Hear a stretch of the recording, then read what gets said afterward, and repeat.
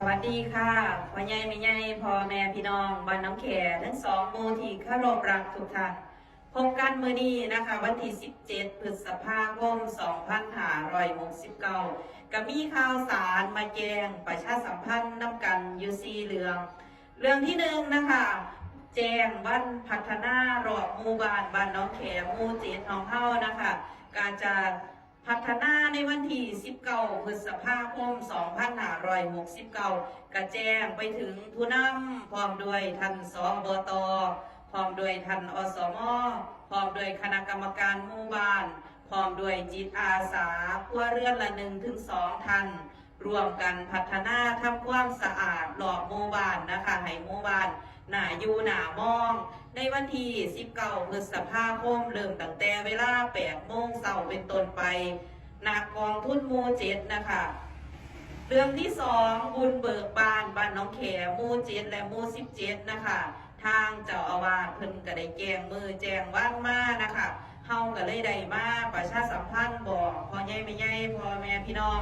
บ้านน้องแขทั้ง2หมู่นะคะเฮาก็สิได้เริ่มสวดมนต์นะคะในแรงวันที่28 29 30 พฤษภาคมนะคะวันที่31 พฤษภาคมก็สิเป็น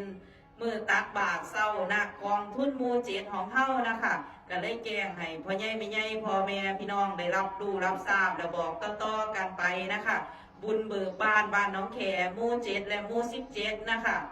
เรื่องที่3นะคะประเพณีบุญบั้งไฟตำบลหนองไผ่ของเฮานะคะก็สิได้จัดขึ้นในวันที่24-25 พฤษภาคมที่จะถึงนี้นะคะในวันที่24นะคะก็ขอเรียนเชิญพ่อใหญ่แม่ใหญ่พ่อแม่พี่น้องนะคะไปร่วมชมขบวนแห่นะคะใน3โซนนะคะวันที่25นะคะก็เชิญพ่อใหญ่แม่ใหญ่พ่อแม่พี่น้องนะคะไปรวม